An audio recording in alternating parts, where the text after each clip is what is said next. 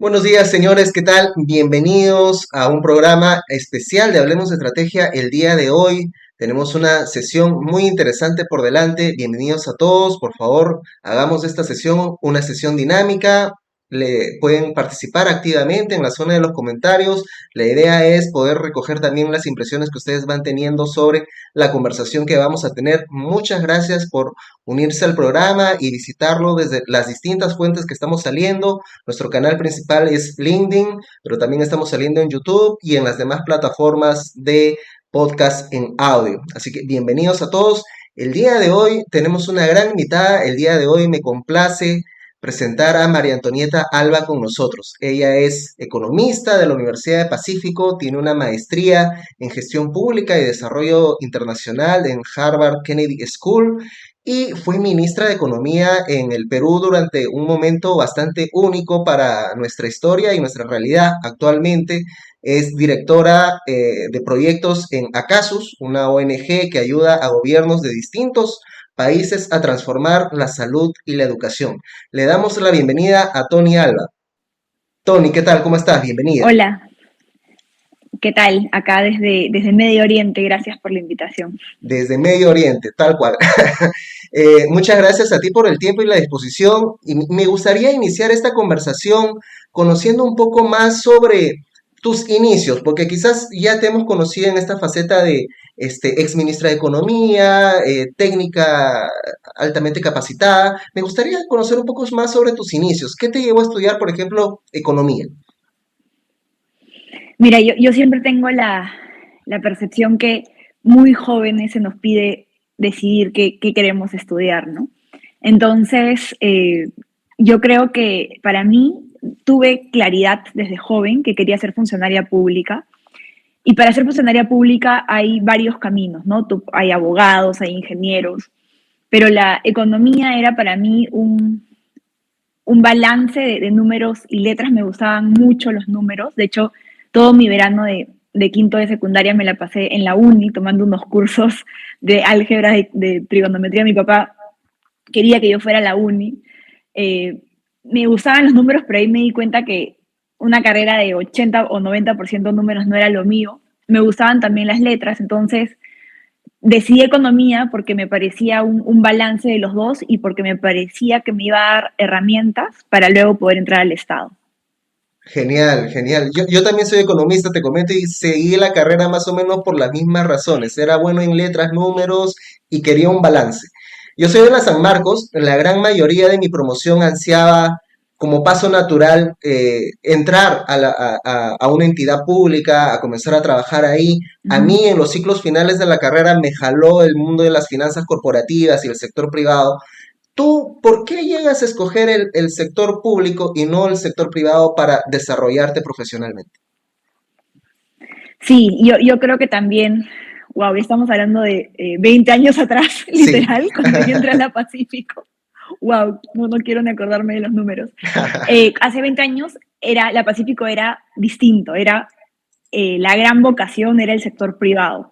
Creo que ahora, luego de muchas décadas, ya para los estudiantes de la Pacífico, el sector público es una carrera más natural. Pero, como te digo, el ser funcionario público era algo totalmente normal para mí. Muchos miembros de mi familia trabajan en el Estado, ¿no? Mi abuela era profesora de colegio, mi abuelo paterno era profesor en San Marcos, mi papá profesor en la uni, tengo tíos militares, tengo tíos en el servicio diplomático. Entonces, la ruta del sector público siempre estaba ahí. Cuando entré a la universidad, eh, bueno, y por qué el sector público, ¿no? Y esto es algo que yo era muy chica, pero tuve la suerte en esta campaña de mi papá por convencerme de estudiar ingeniería, me llevaba a casi todos sus viajes por el Perú. Y yo te diría que quizás a los 15 años ya había ido al 90% de las regiones del país y veía desde joven unas enormes diferencias entre lo que yo tenía en mi casa, entre cómo era mi colegio y lo que veía cuando viajaba, ¿no? Y no entendía todavía por qué estas diferencias. Y cuando estuve ya en la universidad, Hay algunos profesores que para mí fueron fundamentales, Mm. Carlos Parodi, por ejemplo, Carlos Casas, que eran profesores que enseñaban ya cursos economía de las políticas sociales, economía de la administración pública, ese tipo de cursos, donde ya ahí fui un poco perfilando eh, que eso, o sea, cómo era la ruta en el Estado, ¿no? Eso creo que los profesores de la universidad me ayudaron mucho a iluminarme por ahí.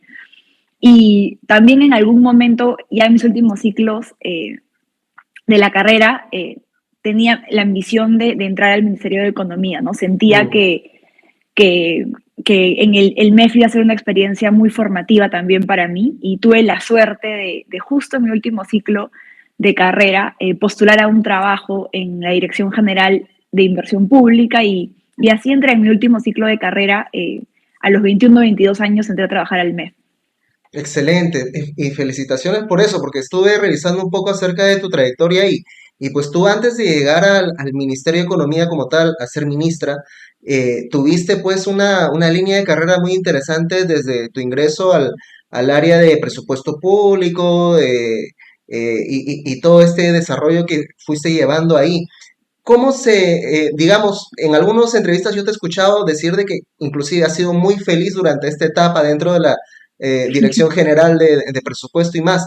¿Cómo llega a ti la oportunidad de asumir el ministerio y qué te llevó a dar ese gran paso que, digamos, pues era distinto, ¿no? Sí, te cuento, retrocedo un poquito, ¿no?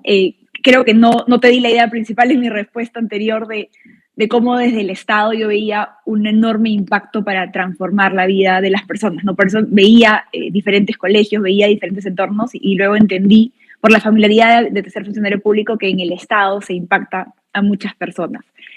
Cuando yo entré, esa es una anécdota muy divertida, ¿no? Cuando yo entré al MEF, eh, el MEF está estructurado en economía y en finanzas, ¿no? Yo trabajaba en una dirección general, bueno, para que todos los que sepan, el Estado, debajo del ministro tienes viceministros y debajo de los viceministros directores generales, ¿no? Los directores generales para mí son los grandes gerentes del Estado, ¿no? Entonces en el MEF tienes el director general de inversión pública. Yo trabajaba ahí cuando recién entré al MEF, pero un trabajo interesantísimo. Ahí, en ese momento, todavía el Sistema Nacional de Inversión Pública no estaba totalmente descentralizado. Ahí se daban las viabilidades de los endeudamientos, por ejemplo. Ahí los equipos revisaban la rentabilidad social de grandes inversiones agrícolas. Era muy interesante, un trabajo muy técnico. Pero cuando era muy joven, 21, 22 años, eh, en varias reuniones todo el mundo decía, vamos a ver qué dice Juanito. Ya. En todas las reuniones se hablaba de Juanito. Y un día le pregunto a mi jefe, ¿quién es Juanito?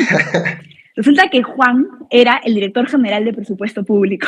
Y cuando tenía 21, 22 años, me di cuenta de el enorme, vamos a decirlo poder, pero en positivo, de esa dirección general, ¿no? Mm. Y decidí, y de luego tuve la suerte que más o menos 3 años después de estar trabajando en la Dirección General de Inversión Pública, mi jefe directo fue nombrado director general de presupuesto público. Así que nos mudamos de economía a Hacienda. Ahí trabajé de la mano del director general de presupuesto para los que, los que no conocen un poco esto, pero la Dirección General de Presupuesto es la dirección que coordina la formulación del presupuesto público, ¿no? Con todo el país. Es la dirección que formula el presupuesto, que es todo el apoyo técnico para la propuesta que se aprueba en Consejo de Ministros y luego se va al Congreso. Entonces, ahí pues aprendí lo importante que es tener un bagaje técnico, pero también lo importante que es entender que las políticas públicas requieren consensos, ¿no? Mm. Y la construcción de consensos con el Congreso. Y ahí me di cuenta que los temas de presupuesto me gustaban mucho. Debo decir que eh, las áreas de presupuesto, las tradicionales, es un término quizás feo, pero viene carne con hueso. Es un sistema administrativo que tienes que cumplir muchos temas operativos. Protocolos, procesos y eh, cosas. exacto, pero lo operativo es porque tienes esta posibilidad de incidirlo. Entonces, luego de la Dirección General de Presupuesto Público, bueno, mi jefe renunció yo me fui a la maestría y cuando volví se me ofreció la posibilidad de ser jefa de presupuesto del Ministerio de Educación, ¿no? Eh, en, en mi generación, como te decía, áreas de presupuesto no eran tan interesantes, pero como yo venía del MEF y venía de entender la implicancia del presupuesto público, me parecía súper interesante. Ahí armamos un semillero de muchos jóvenes que entraron a trabajar con nosotros y que luego se han ido por todo el estado, cosa que me parece muy buena. En la etapa Y de bueno, Miguel estuve ahí Saavedra, en la dirección. en la etapa de, En la etapa de Jaime Saavedra, de Jaime, sí, Jaime en la Saavedra, etapa de sí, Jaime. gran En profesional, la sí. etapa de Jaime Saavedra, sí, estábamos ahí, además que Jaime, un ministro que le daba mucho espacio a los jóvenes, Ujú, ujú. no, le dio la oportunidad a mucha gente joven de asumir jefaturas. Yo asumí la jefatura de presupuesto a los 29 años. Y, y luego hubo un momento, bueno, luego se fue Jaime, todos sabemos en las circunstancias tan terribles en las que se fue. Sí, Entra Marilu Martens, una etapa muy complicada de la huelga, de hecho, liderada por el presidente sí. actual. Fueron días duros, o sea, fueron días duros. Antes que saliera, o sea, habían muchos, la huelga tenía muchos líderes regionales. Yo estuve en Cusco como 2 semanas con el equipo del Ministerio de Educación tratando de llegar a un acuerdo. En fin, pero de mucho aprendizaje. Y luego se fue Marilú también en circunstancias muy Sí, difíciles. sí, sí, sí. Y bueno, yo decidí que no me sentía, yo creo que cuando uno trabaja en el Estado, ya en un puesto de que jefatura, uno tiene que estar muy inspirado por el liderazgo del ministerio, ¿no? Y el cambio a mí no me inspiró mucho, Claro. entonces decidí irme, ¿no? Sin saber qué hacer, ¿no? Y de pronto un día me llama la viceministra de Hacienda, Rosana Polastri, y me dice, quiero hablar contigo. Y nada, y me ofreció ahí la Dirección General de Presupuesto Público, la asumí creo que a los 32 años, también eh, un cambio de paradigma muy grande, la primera persona, mujer joven, porque ya antes Nelson Schack, el actual Contralor, había sido Director General de Presupuesto hace muchos años, quizás a esa edad. Y bueno, y estuve ahí un par de años.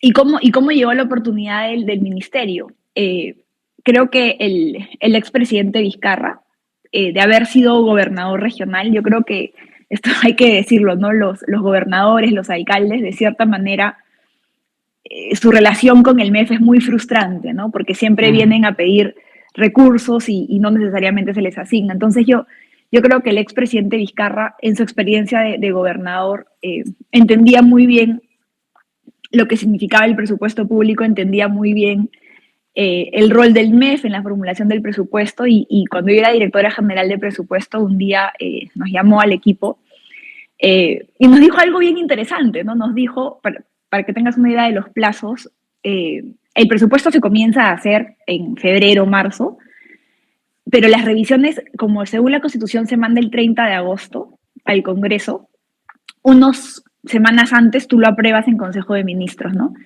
Y entonces digamos que la estrategia siempre era que el mes trabajaba como hormiguita en coordinación con los sectores y tú ibas a exponer ya a Consejo de Ministros quizás a inicios de julio, ¿no?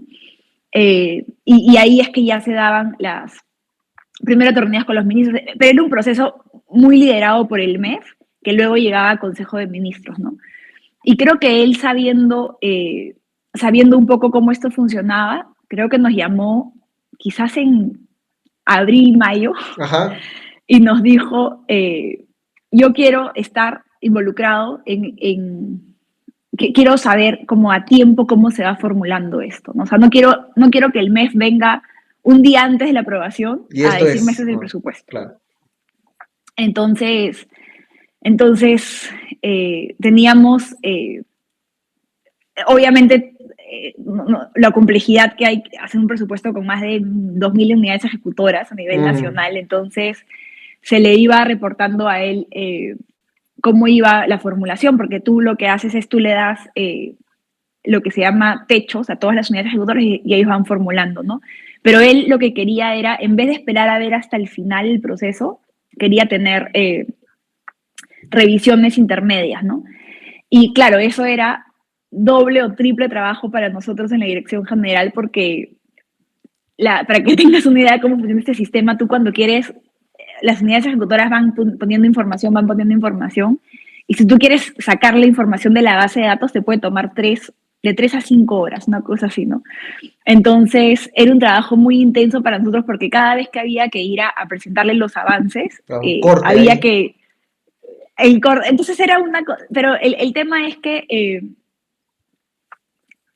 teníamos mucho contacto profesional, ¿no? Mm, Y, y, así, si no me equivoco, formulamos un par de presupuestos, obviamente pues todo siempre coordinado con, yo tenía un viceministro de Hacienda y un ministro de Economía, Carlos Salido, un tipo increíble.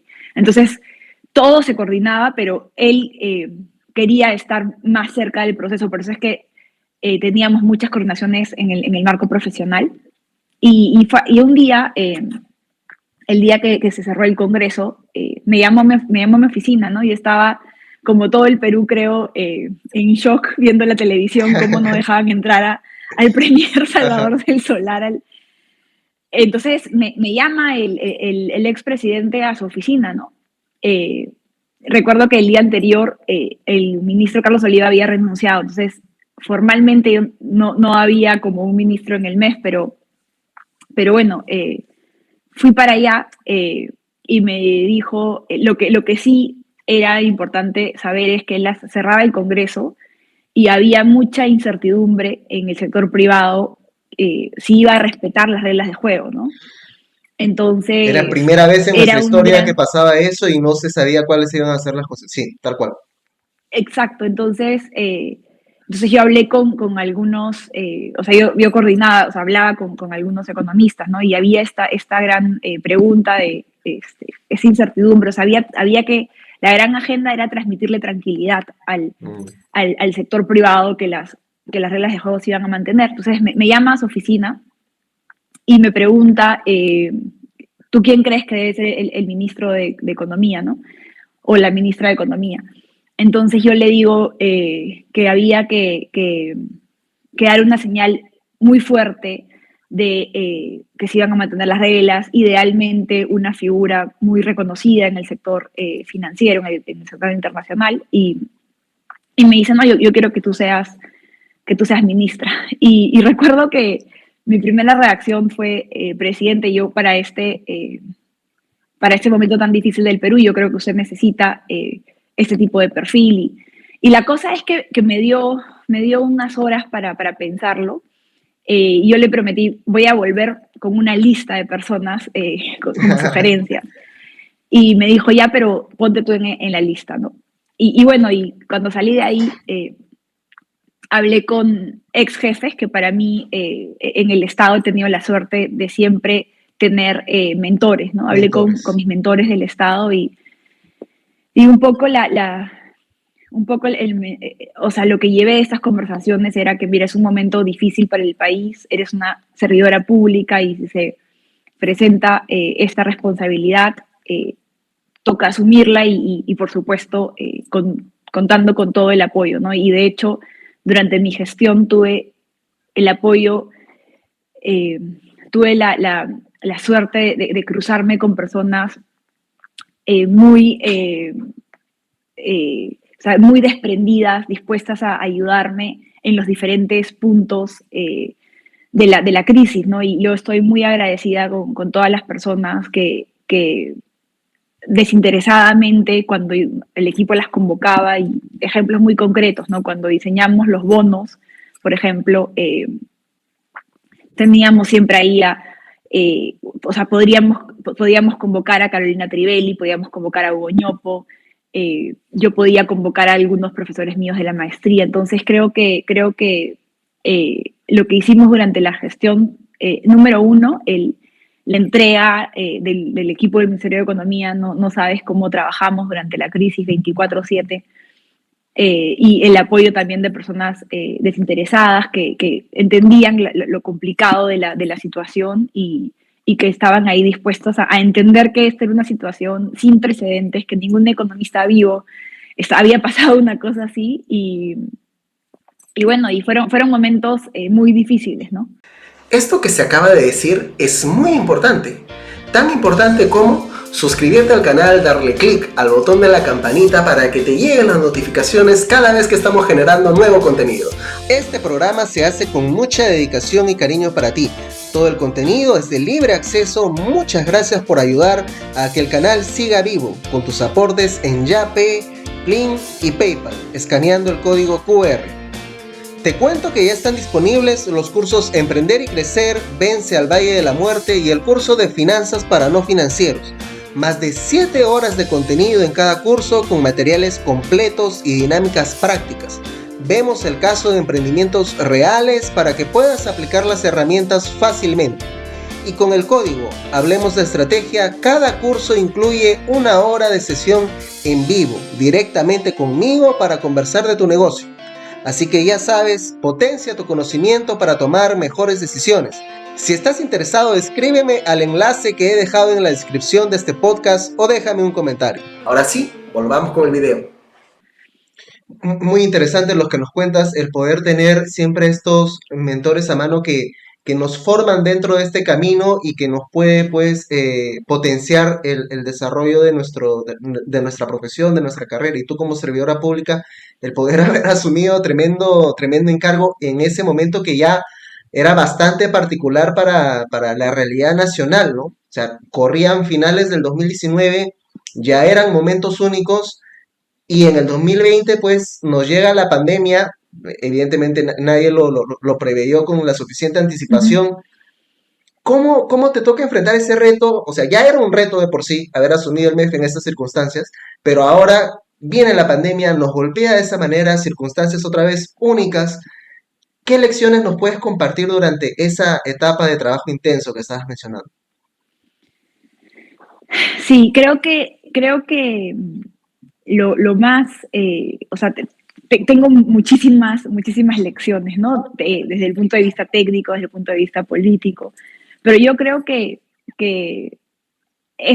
fue el ejercicio perfecto de lo que es tomar decisiones con la mayor información disponible. Eh, no sabíamos, eh, como tú bien has dicho, no sabíamos mucho. O sea, ahora en el 2022 lo que sabemos del COVID es 1000 veces más lo que sabíamos en el 6 de marzo del 2020, que fue el primer caso de COVID en el Perú. Solamente para reflejar un poco a qué me refiero con la incertidumbre, es que el 30 de marzo, o sea, a fines de ese mes, en una conferencia de prensa, la OMS dice que no era necesario usar mascarillas. Para que veas, la Organización Mundial de la Salud no sabiendo exactamente Ajá. todavía. Entonces creo que teníamos que tomar decisiones con la mejor información disponible, ¿no? Y, y, y eso implica que no tener miedo a, conforme aparezcan nuevas decisiones, cambiar el curso o retractarse. O sea, eso no hay que tenerle miedo. Y eso es algo que, y te puedo dar muchos ejemplos de cómo en vez tomaste un rumbo en el diseño de un programa con la información que tenías, luego la realidad te da otro tipo de información y no tener miedo en decir, lo ajustamos. Eso ahí es Como lo del Reactiva, por ejemplo, ¿no? como lo de Reactiva, como la primera apertura económica, que no sé si te acuerdas que la forma como se fue diseñada fue muy burocrático y luego la simplificamos. Entonces creo que la gran lección es tomar las decisiones con la mejor información disponible y en momentos dado que hay tanta incertidumbre, no tener miedo a cambiar el curso, a corregir, si es que esta nueva información te da mejor data, ¿no? Lo otro es, y eso es los economistas lo van a entender bien, es siempre pensar en términos de contrafactuales, ¿no?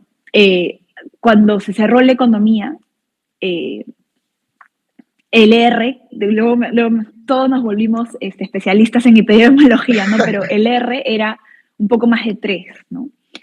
Y claro, tú tenías un R de más de 3, tenías menos de 100 camas UCI para 33 millones de peruanos, tenías un sistema de salud colapsado y las proyecciones que se venían de potenciales contagios y muertes eran brutales, ¿no? Entonces ahí es donde se tomó quizás la decisión más difícil, y espero que siempre siga siendo, que no tenga que enfrentar decisiones más difíciles que la decisión de apoyar el cierre de la economía, ¿no? Sí. Pero eh, lo que uno en ese momento piensa es qué pasa el contrafactual, qué pasa si no lo hago, ¿no? Por supuesto que los críticos nunca van a pensar en el contrafactual, ¿no? Solamente van a pensar en lo que ven, ¿no? Entonces, creo que eso fue importante, estar pensando siempre en contrafactuales. Si no confino la economía, ¿qué es lo que va a pasar, no? Y creo que lo que ha sido fundamental y realmente era la obsesión que nosotros teníamos, era, y eso es donde yo siento que las decisiones difíciles para mí eran cuando lo que yo llamo el interés común no estaba tan claro, ¿no? O sea, hay algunas Mm, decisiones que tú tomas que está clarísimo dónde es el interés colectivo, ¿no? Ejemplo, cuando era directora de presupuesto, ¿no? Mira, voy a inventar números, ya el presupuesto del próximo año crece en 3.000 millones, con 100 millones más tú cierras la cobertura de pensión 65, imagínate ya, eso mm, está fácil, 100 millones de 3.000, pero las decisiones más difíciles son cuando no está tan claro cuál es el interés común, ¿no? Ejemplos concretos, las medidas tributarias, las exoneraciones, por ejemplo, que algunos sectores te las piden, pero tú luego tienes que pensar cuál es el efecto espejo, cuáles son las distorsiones que tengo que crear. Entonces, en cada de estas decisiones, donde no estaba tan claro como el ejemplo que estaba de Pensión 65, el interés común, invertíamos mucho tiempo técnico dilucidando dónde estaba el interés común, ¿no? Y, y, y por ejemplo, ¿no? Reactiva, tú has hablado de reactiva. Cuando recién comenzábamos en el diseño del programa, había esta controversia entre los economistas sobre la tasa de garantía, ¿no? mm, Para los que no son economistas, lo explico sencillito, los préstamos se reactivan, era un préstamo con una garantía estatal. La garantía representaba qué porcentaje de tu préstamo el Estado lo iba a pagar si tú no podías pagar, ¿no? Entonces, las posiciones de 100% de garantía, que el Estado pague, asuma todo, que yo tenía durante una semana portadas de periódicos y de todos los economistas diciendo que si yo no daba 100% iba a destruir el programa.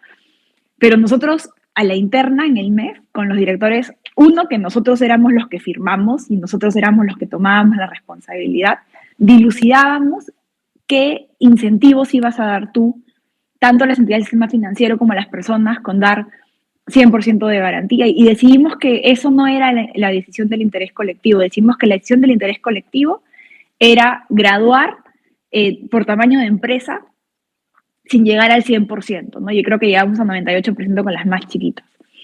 Y eso es, ¿no? Y a lo largo de la crisis, nos enfrentábamos con el equipo técnico a la clase de situaciones y creo que, o sea, esta clase de situaciones donde había que dilucidar el interés colectivo. Y creo que lo que hacía aún todo esto más complicado es el populismo al que nos enfrentábamos, ¿no? sí, Porque si tú tenías una agenda populista de devolvamos la plata de la ONP, ¿no? O sea, sí. entonces, además de además de estar en una pandemia, además de por sí mismo enfrentarnos a decisiones, a dilemas, porque yo le llamo dilema cuando el interés colectivo había que evaluarlo, había que dilucidarlo, pero eso sazonado por un populismo muy grande de controles de precios, controles de tasa de interés.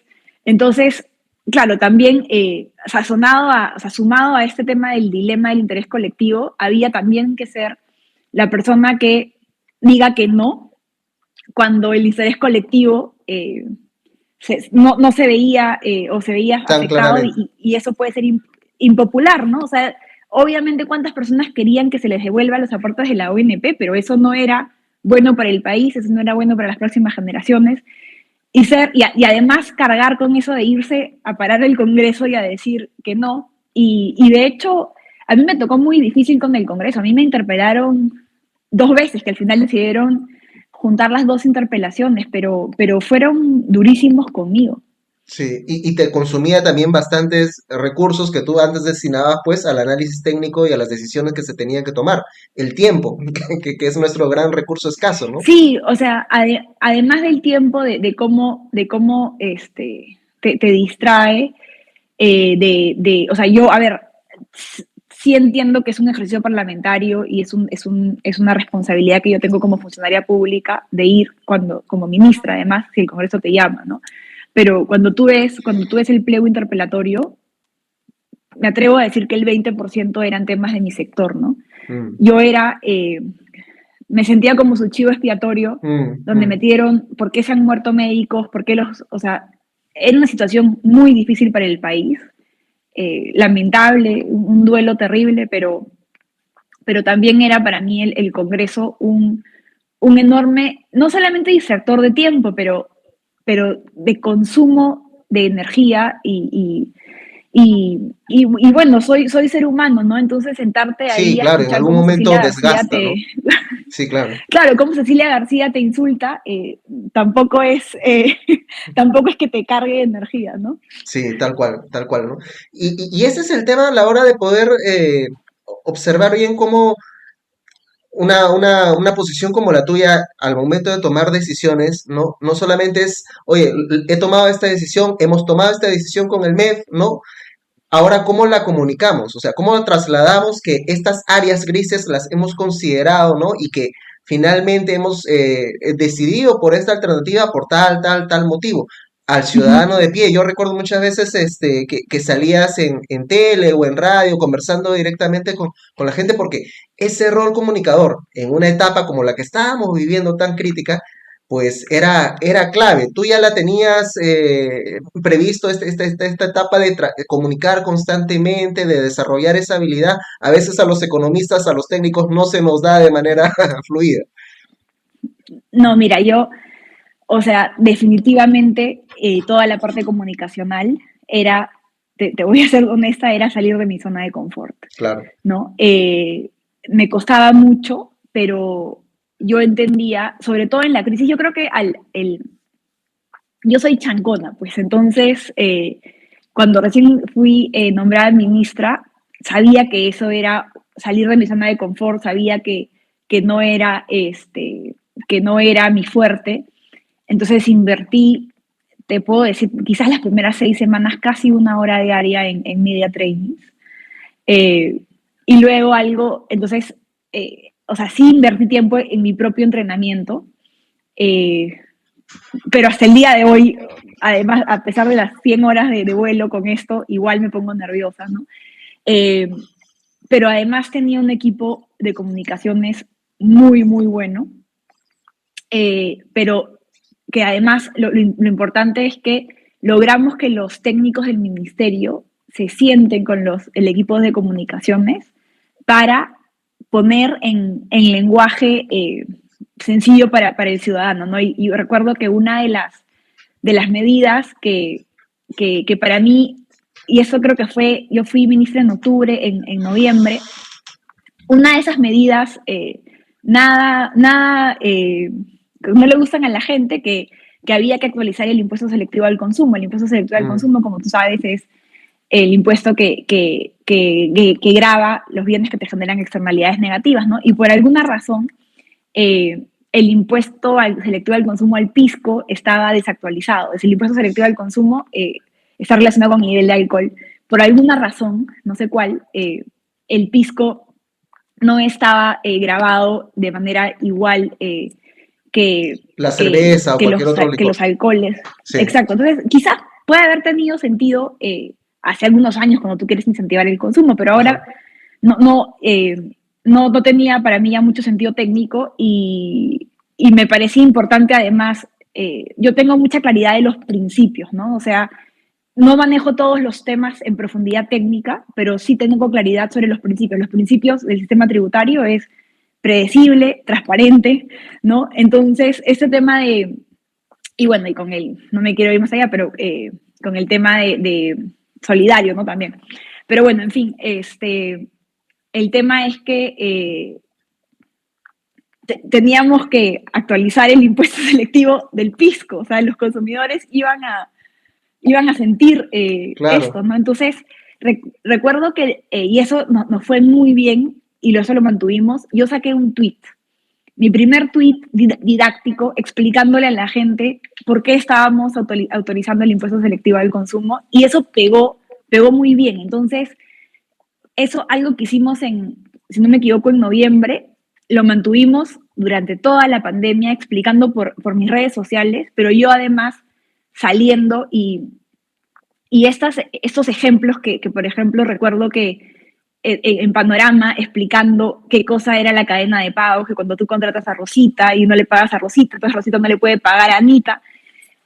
Eso de ahí no es que yo sea un genio que salía de mi cabeza, eran 2 días o un día entero sentados en el mes con el equipo Dándole viendo cuáles eran vueltas. los mejores ejemplos para explicarlo. O sea, y creo que es fundamental, ¿no? O sea, tan importante como el diseño técnico de una política es que las personas, que haya consenso. Y creo que, y ahora en las tendencias de políticas públicas, ahora en mi trabajo, durante años nos hemos obsesionado con la oferta, ¿no? Con proveer servicios.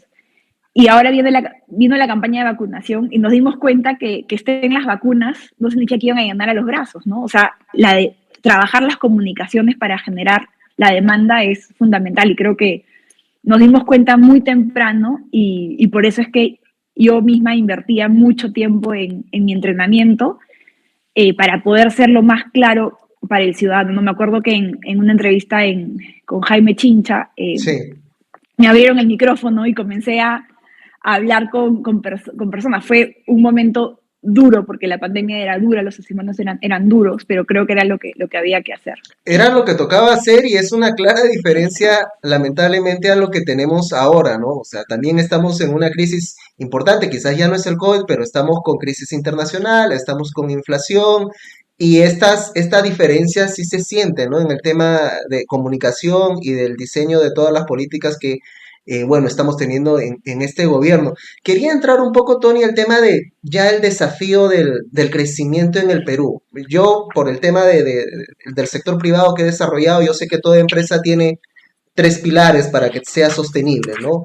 El modelo de negocio, por un Ujú. lado, que pegue en el mercado, ¿no? El dinero, que es finalmente el que va a financiar todas las cosas, y el talento, que son, pues, definitivamente el recurso más valioso, lo que vamos a ejecutar en el Estado, para tener una política pública que sea sostenible, que nos lleve a ese bienestar común. ¿Tenemos algo similar, pilares similares? Sí, mira, y acá yo siempre vuelvo a esta herramienta que me dieron en la maestría, que es el triángulo de la política pública, ¿no? Entonces, el triángulo de la política pública, al centro tiene que estar el ciudadano, ¿no? La obsesión por cómo la política pública transforma la vida del ciudadano. Eso, poniendo al ciudadano al centro, el triángulo de la política pública te dice que la buena política pública tiene tres elementos, ¿no? Rigurosidad técnica, que Ujú. es diseñar políticas basadas en evidencia. La segunda es la implementación operativa, que es que la obsesión es hasta que llegue la política al ciudadano, ¿no? A veces el Ministerio de Educación, por ejemplo, textos escolares, los compra, los reparte a las direcciones regionales de educación y nos olvidamos del problema. Si llegó al niño o no llegó al niño, entonces la obsesión por la parte operativa, ¿no? Y yo tengo anécdotas de cuando trabajaba en el Ministerio de Educación, que ya, aulas con computadoras para las secundarias. Se mandaron las computadoras y no habían 40 enchufes en las aulas y además el colegio no necesariamente iba a aguantar que hayan 40 enchufes. Entonces, la implementación operativa es muy importante y ahí también el talento, ¿no? El capital humano como parte de la entrega de la política, ¿no? O sea, tú ves el presupuesto de salud, de educación, si la cabeza no me falla, casi 70% es planilla, ¿no? Y, y el tercer punto es el consenso, que es justamente lo que estábamos hablando, ¿no? La política pública se entrega al ciudadano y se tiene que invertir los recursos que sean necesarios para que el ciudadano la acepte. Y creo que ejemplos concretos tenemos muchos, ¿no? En el Perú, por ejemplo, la anemia, que es un problema muy grande, con una incidencia de anemia, 4 de cada 10 niños con anemia. Durante años compramos sulfato ferroso, se llevaba al servicio de salud, el sulfato ferroso se daba a la madre y no se reducía la anemia, ¿no? Eh, y cuando estaba en la Dirección General de Presupuesto Público, implementamos un programa de visitas domiciliarias con el MINSA, donde trabajadoras comunitarias o personas de la comunidad iban a las casas a hablar con las madres de los beneficios del sulfato ferroso y los mitos, ¿no? Pensaban que era comida de hormigas, les dejaba a veces los dientes, a los chiquitos se los pintaba. Entonces, toda esta inversión que hay en generar consensos con la ciudadanía para la implementación, pero también hay algunas políticas que requieren aprobación en el Congreso, entonces también consensos políticos. Creo que esos serían los tres pilares y sobre el último pilar creo que en Perú no tanto, pero el resto del mundo, países como en África, por ejemplo, lo de la vacuna del Ujú. COVID-19 ha pegado en la cara de que no es suficiente con llegar con que la vacuna llegue a un país, ¿no? También tú tienes que generar este consenso con la ciudadanía para que se quiera vacunar. Sí, sí, tal cual. Y en relación a estos puntos que me estás mencionando, yo creo que es evidente que en muchos aspectos, en el momento actual que estamos viviendo, pues como que en servicio público hemos retrocedido, ¿no? Y las perspectivas para nuestra economía, pues no son tan alentadoras. Desde tu punto de vista, Tony, ¿qué consideras que estamos haciendo mal? ¿Qué podríamos hacer mejor? Uh -huh. Mira, yo creo que la situación de polarización nos tiene a todos crispados, ¿no? La polarización que hay en la ciudadanía, esos enfrentamientos de el Ejecutivo con el Congreso, creo que tienen al sector privado y con razón un poco paralizados. Eh, Sumado a eso, yo creo las inconsistencias que se ven o sea, creo que el gobierno no es creíble cuando determina una política porque tú ves que el premier le manda la plana a un ministro le manda la plana al otro, entonces eh, no, o sea, o sea, como cualquiera de nosotros que antes de comprarse una casa o comprarse un carro, piensa si es que las cosas van a ir bien, los empresarios también están así, ¿no? Antes de hacer inversiones, tienen que pensar y creo que el enfrentamiento y la polarización no están ayudando para nada. Creo además que se están tomando decisiones populistas. Por ejemplo, la ex ministra Betsy hizo una serie de medidas que sonaban muy bien eh, para los titulares en el mundo populista, pero que realmente podían generar muchas distorsiones en la economía y en el mercado laboral, ¿no? Entonces creo que hay que tomarse un poco más en serio el diseño de las políticas públicas, especialmente en un contexto tan complicado de inflación. Eh, Creo que hay que tener una apuesta más contundente con la parte técnica de las políticas y además también a mí sí me preocupa muchísimo el retroceso. O sea, no te voy a decir que el Estado peruano era el más institucional y que las reglas de juego para o sea, no hemos avanzado en una carrera pública, pero yo creo que se había avanzado en algo y también en el tema del talento que tú Sí. mencionas, se ha retrocedido muchísimo en estos meses, muchísimo, muchísimo, muchísimo, poniendo a personas que no están capacitadas. Es como si no entendieran la enorme responsabilidad de los puestos en el Estado y cómo tienes que tener ahí personas competentes, ¿no? Sí, sí, tal cual, es lamentable y creo que todos esperamos que podamos revertir pronto la situación.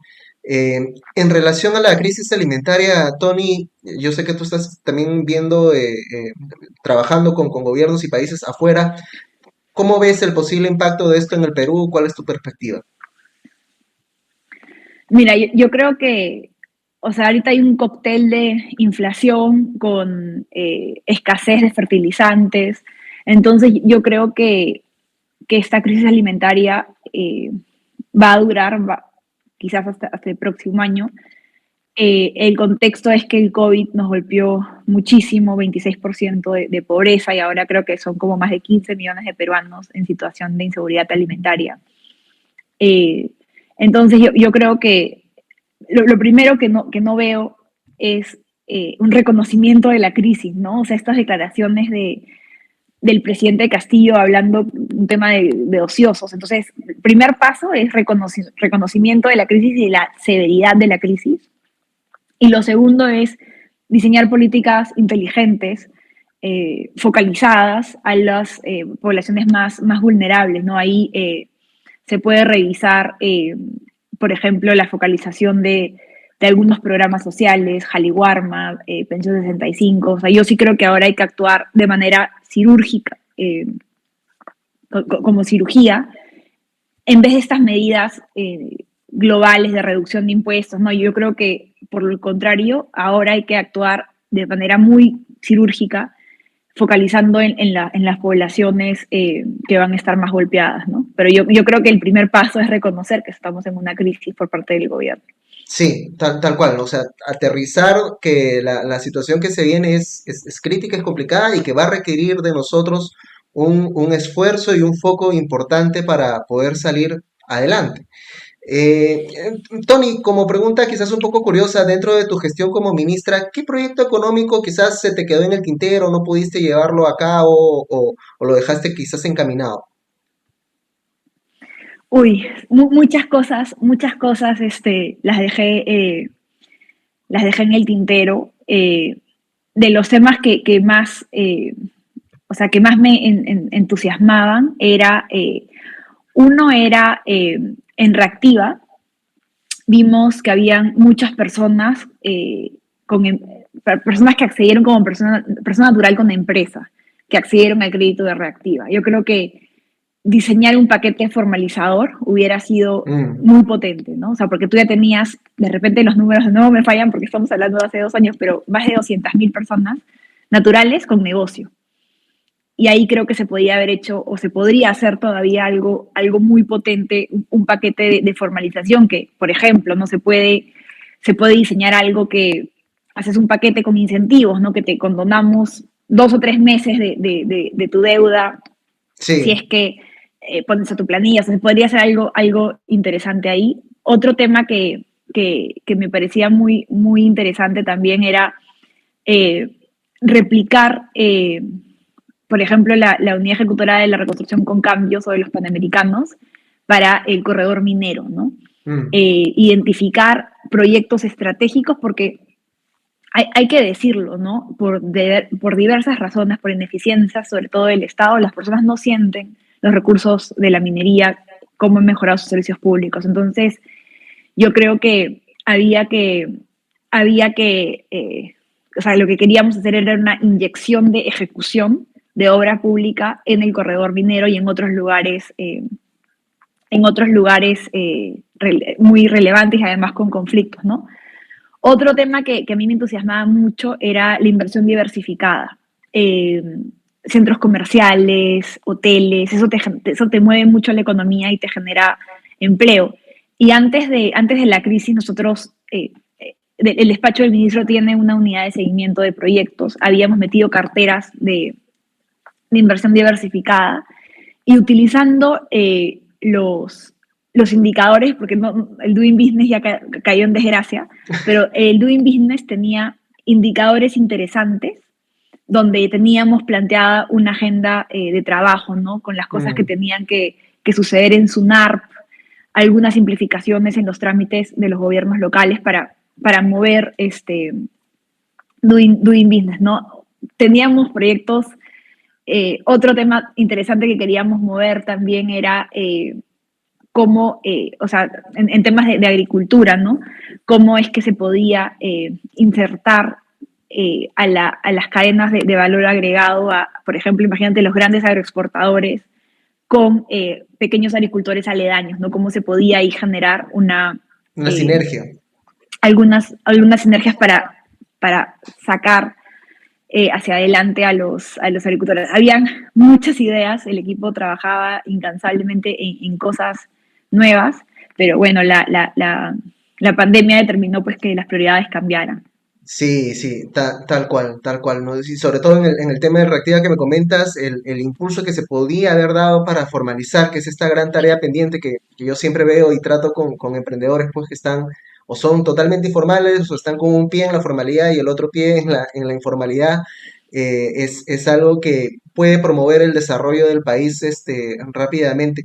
Em, Tony, en general el balance de reactiva yo creo que es positivo, ¿no? O tú plantearías continuar con un esquema de trabajo de esta manera, de continuar con reactivas. Es muy positivo. Lo que ha pasado con las tasas de interés es increíble. O sea, las MIPES de tener tasas de 20 a 40%, tener tasas de menos de 2%. De nuevo, lo haría de manera acotada. Revisaría, por ejemplo, algo del tipo FAE-MIPE o el FAE-Agro, ¿no? O sea, yo creo que sí eh, lo vincularía mucho con formalización de inclusión financiera. Quizás el primer crédito podría ser con garantía, que genere algunas condiciones para que los negocios eh, exploten, ¿no? Exploten en Claro, el buen sentido de la palabra, escalen, crezcan. escalen, Pero sí, escalen. Ujú.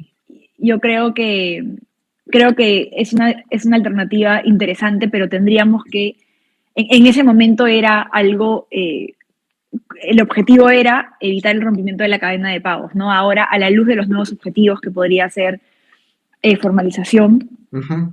sí revisaría un poco las condiciones, los criterios de focalización, pero instrumento per se, o sea, crédito con garantía estatal, me parece que ha funcionado. Sí, muy, muy bueno, muy bueno. Yo también creo que darle una pequeña vuelta de tuerca para mantenerlo podría ser muy, muy interesante y viable.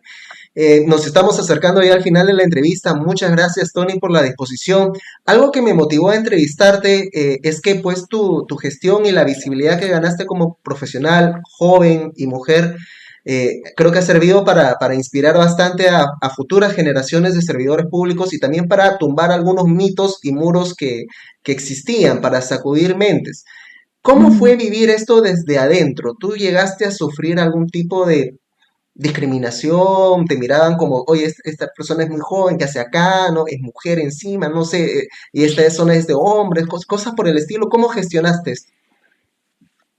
O sea, o sea, fue difícil. Creo que a las mujeres, eh, creo que el golpe más fuerte es que se nos quiere, se quiere minimizar nuestros méritos, ¿no? Entonces, dos ejemplos muy concretos, ¿no? Cuando recién me nombraron ministra, una de las explicaciones para que yo fuera ministra es, porque va a ser la títere del presidente, ¿no? O sea, una persona que conoce el Estado sabe que antes de ser ministra era directora general de presupuesto y me tocaba decirle no a ministros, a presidentes, a gobernadores. Entonces, siempre ahí está una minimización de nuestros méritos, ¿no? Y también otro ejemplo que a mí me sorprendió bastante, bueno, entonces toda esta controversia de mi nombramiento, ¿no? Y el hecho de decir, ha sido nombrada porque es la hija de alguien, o ha sido Mm, nombrada, que además era mentira lo que se inventaban por ahí, pero que ha sido nombrada porque va a ser una... Yo no estoy segura que eso lo dijeran de un hombre a los 34 años ministro, ¿no? Y lo que me pareció pues así, o sea, me dio hasta asco fue cuando veníamos trabajando control de daños con no sé si te acuerdas de esta ley, la ley usura, que el Congreso quería sacar una cosa que iba a poner en riesgo el sistema financiero, iba a poner en riesgo a las microfinancieras, quería controlar las tasas de interés, fijar tasas de interés, sí, algo en así. fin, entonces trabajamos durísimo, durísimo, con la SBS, con el Banco Central, obviamente con el equipo del Ministerio de Economía y Finanzas, pensando en una estrategia que preservara los objetivos de cómo apoyábamos a las personas, los independientes que tenían créditos vehiculares y que se habían quedado sin trabajo. En fin, trabajamos durísimo en el diseño técnico, invertimos muchas horas en el consenso político y un día entré al Congreso con el equipo de la SBS y del MEF a las 9 de la mañana y nos fuimos a las 7 de la noche y encerrados en una sala diseñando la nueva ley, sentada ahí con Pepe Luna, que era el presidente de la comisión de Codeco, que quería impulsar esta locura y en fin, llegamos luego de mucho trabajo a una versión consensuada, ¿no? Y al día siguiente, 2 días después, el presidente del Congreso, Manuel Merino, dice que se llegó a un consenso porque la novia decidió hacerle caso al novio, Ah, ¿no? Entonces, me pareció bajo, nefasto que malazo, dijera una sí, cosa claro. así, ¿no? Porque o sea, de nuevo, minimizan su trabajo, ¿no? Y Ujú. esto es, se logró un consenso porque ella decidió hacernos caso. Y creo que eso es algo que se vive en siempre, ¿no? Y ahora para mí es aún más. Ahora el año pasado estuve 6 meses en Pakistán, ahora estoy en Bahrein, pero cuando estaba en Pakistán, Pakistán tiene unos todavía problemas severos de muerte materna, ¿no?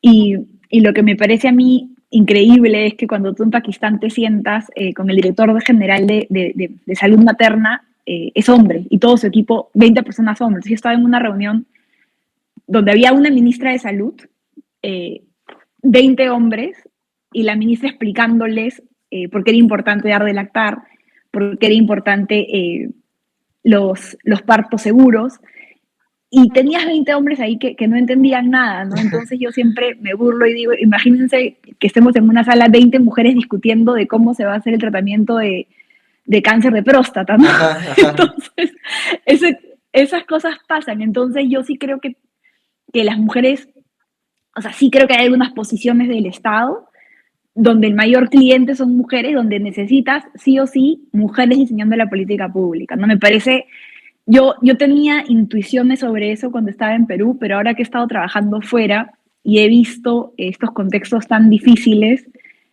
necesitamos más mujeres en puestos de liderazgo porque el mundo es hecho de hombres y mujeres, ¿no? Y las mujeres también tienen que diseñar. Sí, sí, tal cual, ¿no? Tal cual. Y yo creo que hemos lamentablemente retrocedido en eso durante esta gestión. Tony, ha sido todo un gusto poder conversar contigo. Sé que tienes trabajo intenso allá a nivel internacional. Ojalá podamos verte pronto por acá, nuevamente sirviéndonos desde la posición que más te acomode. Eh, ¿Cuáles son tus palabras finales, quizás deseos para nosotros?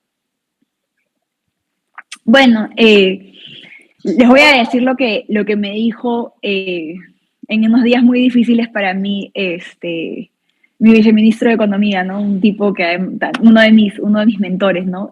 Un día, en la mitad de la crisis, me dice, mira, los peruanos hemos pasado terrorismo, hemos pasado crisis económica y siempre nuestra resiliencia nos ha permitido siempre salir adelante, ¿no? Y creo que ahora, nada, solo palabras de aliento, de optimismo, sé que son momentos muy difíciles en el país, tratar de dialogar, creo que esta polarización que hay deja de lado la enorme agenda que tenemos de muchas personas que viven totalmente excluidas en el sistema, ¿no? Entonces creo que, yo sé que es difícil, ¿no?